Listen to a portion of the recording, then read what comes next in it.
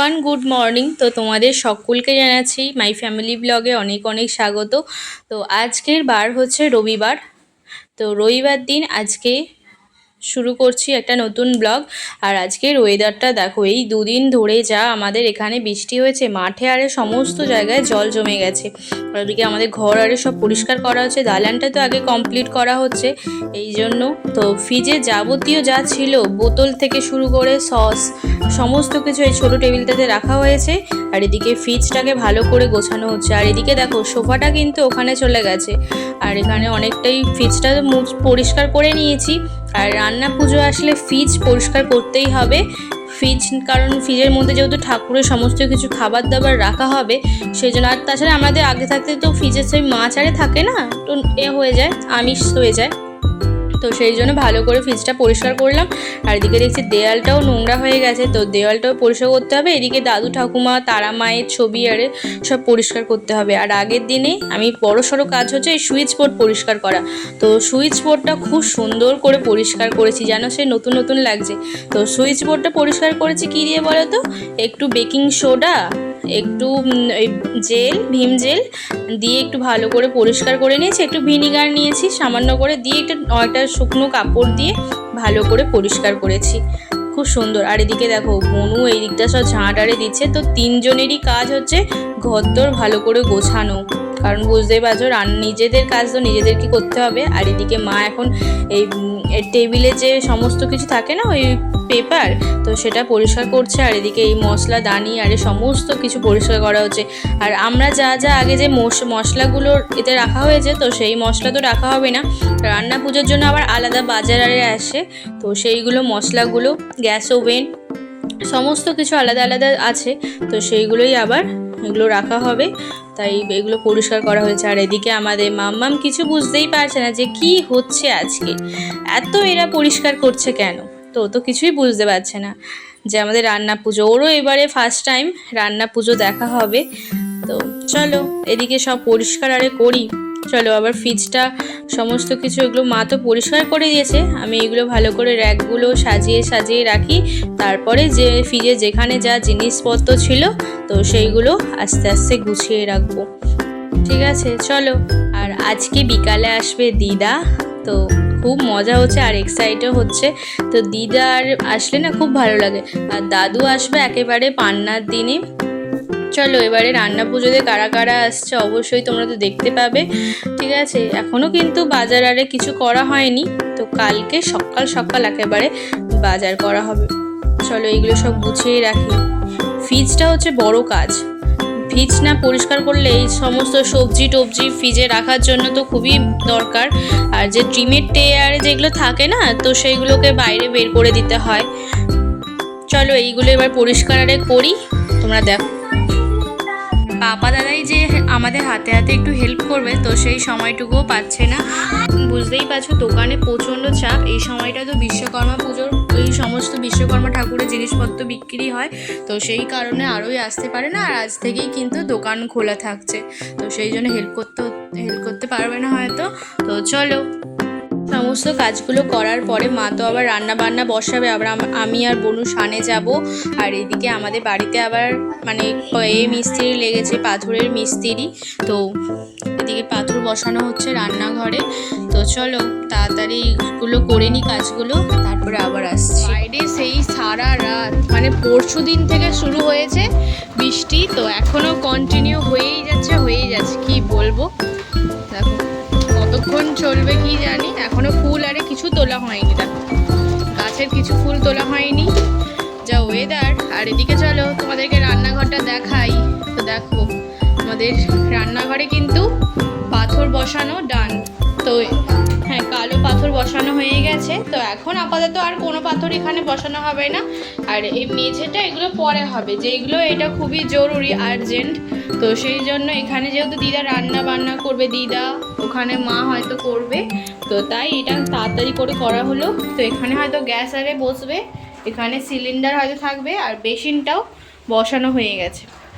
আর এখানটা একটা পাথর দিয়ে কি সুন্দর ফাঁক করে দিয়েছে দেখো। আর গ্রিল মিস্ত্রি তো ডাকা হয়েছে, তো কখন এসে লাগাই কি জানি। তো তাই আগে থেকেই মা একটা গ্রিল লাগিয়ে দিয়েছে, কারণ বুঝতেই পারছো কাল থেকে রান্না বান্না শুরু হবে, রান্না পুজোর প্রচুর কাজ। আর এখানেও একটা গ্রিল, তো এখানে এগুলো সব বসানো হবে, কিন্তু মিস্ত্রি না আসলে কখন কি হবে বুঝতে পারা যাচ্ছে না। আর ইলেকট্রিশিয়ানকেও তো ফোন করা হয়েছে যে একটা লাইট লাগানোর জন্য, এখনও আসছে না। যা ওয়েদার, কীভাবেই বা আসবে। দেখো বাইরে কেমন মাঠে জল জমেছে, দেখো পাথরটা কেমন হয়েছে বলবে। তো এর ওপরে এখন এই কালো পাথর থাকবে দেওয়ালে, এখন আর কিছু হচ্ছে না।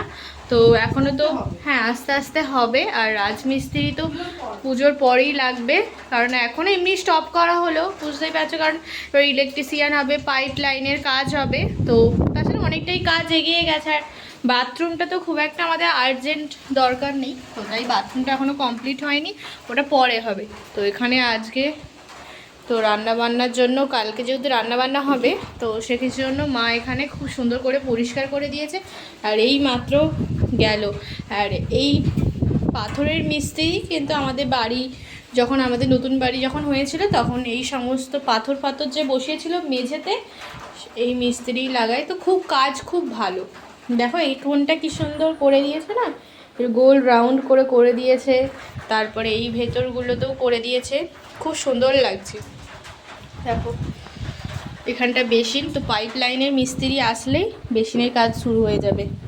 এখানটা হয়তো কল বা এখানটাতে কিছু থাকবে। তো এইটা খুব সুন্দর হয়েছে, পাথরের কি সুন্দর রাউন্ড শেপ করে করে দিয়েছে। তো এরপরে আমাদের বাথরুমেও এরকম শেপ করে নেওয়া হবে, খুব সুন্দর লাগছে না এটা।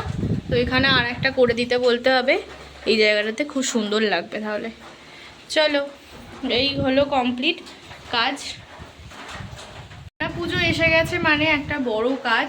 তো রান্না পুজোটা কাটলে তো সমস্ত কিছু কাজটা একটু তবু কমবে, কিন্তু এই রান্না পুজো আসলে না, আমাদের প্রত্যেক বছর রান্না পুজো আসলে প্রচুর কাজ। তো এবারে সেরকম কিছু লোক বলা হয়নি, কিন্তু নয় নয় করে ওই 20 জনের মতো লোক আসবে। তো প্রচুর কাজ দেখছো তো, এগুলো এবার পরিষ্কার করতে হবে। গ্রিল মিস্ত্রি হয়তো আজকে আসতে পারে, কিন্তু যা ওয়েদার খারাপ মনে হয় না আর আসবে বলে। কিন্তু ইলেকট্রিশিয়ানকে তো রাখতেই হবে, যেহেতু এখানে লাইট না লাগালে তো এখানে রান্নাবান্না খুবই অসুবিধা হবে।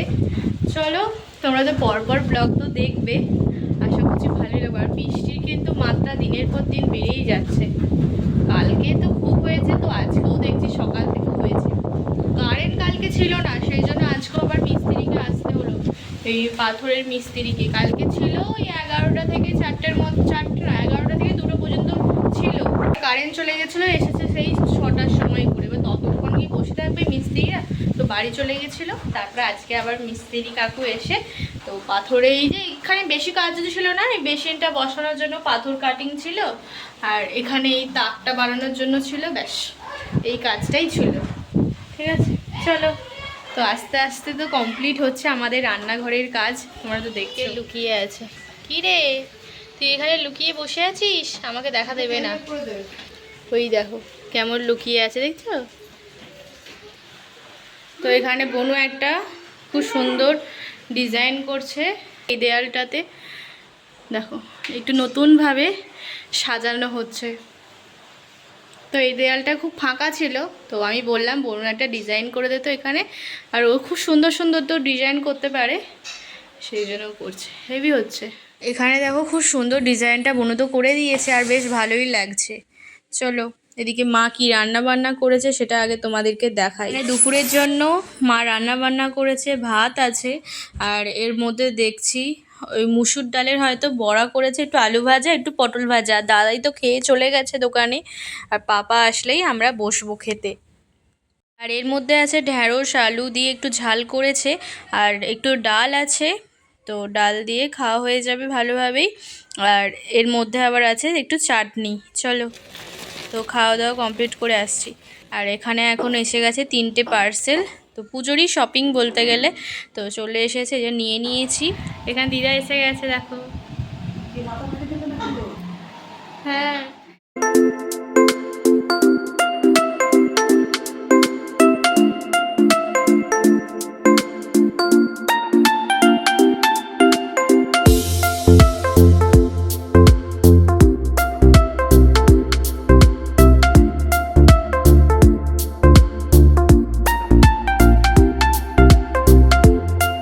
দিদা আসার সময় দেখো এই মিষ্টিটা এনেছে, এটা তো ল্যাংচা, তো এটা পুরো একেবারে গাওয়া ঘিয়েতে ভাজা এই ল্যাংচাগুলো, তো খেতে তো অসাধারণ। মধ্যে এখানে আছে আদা, আর এখানে তেল আছে, তো 1 লিটার করে 2 লিটার তেল আছে, আর এখানে তেজপাতা, এখানে এই যে ডাল, তো এই ডালটার হয়, এটা প্রায় 1 কেজির মতো আছে।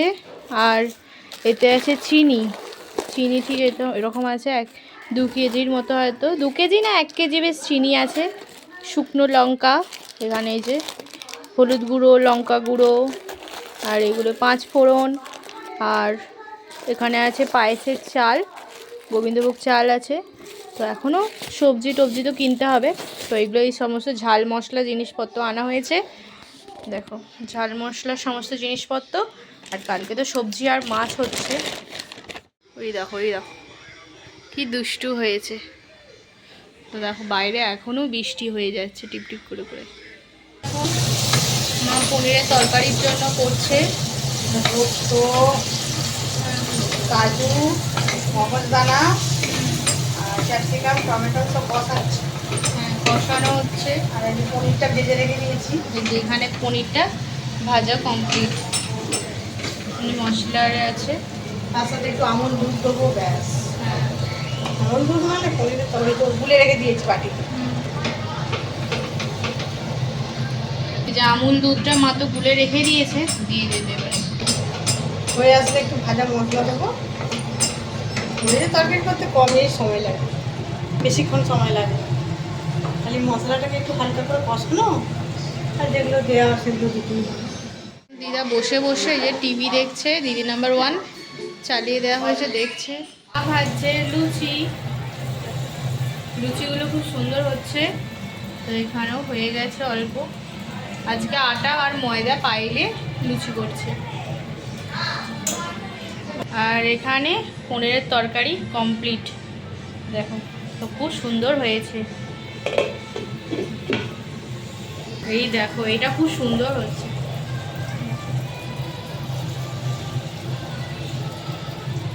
খুব সুন্দর হচ্ছে না এটা, পুরো একেবারে ফুচকা।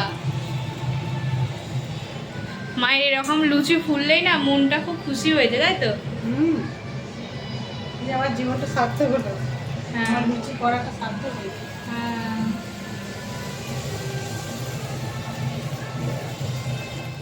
তো এখানে চলো, মা তো দিয়ে দিয়েছে গরম গরম লুচি ভাজা হতেই, পনিরের তরকারির সঙ্গে লুচির কম্বিনেশানটা জাস্ট অসাধারণ। আর চলো খেয়ে নিই, খেয়ে আবার আসছি। পনিরগুলো খুব সুন্দর হয়েছে, নরম তুলতুলে, আর তরকারিটা অপূর্ব সুন্দর, মানে পনিরের তরকারিটা খুব সুন্দর হয়েছিল, আর লুচিগুলো সেরকমই নরম আর গরম। এই ওয়েদারে লুচি ছাড়া তো চলেই না। চলো খেয়ে নিই, খেয়ে আবার আসছি। কেমন লাগলো আজকের ব্লগটা অবশ্যই আমাকে কমেন্টে জানিও। ভালো লাগলে অবশ্যই চ্যানেলটিকে সাবস্ক্রাইব করো, লাইক শেয়ার অ্যান্ড কমেন্ট করো। তো আজকের মতো টাটা, দেখা হচ্ছে আরও একটা নিউ ব্লগে। তো কালকের ব্লগটা অবশ্যই খুব ইন্টারেস্ট হবে, কারণ কালকে ভোর ভোর আমরা যাচ্ছি বাজার করতে। তো কি মাছ কেনা হচ্ছে, কি বাজার করা হচ্ছে, সমস্ত কিছু তোমরা দেখতে পাবে। আজকের মতো টাটা।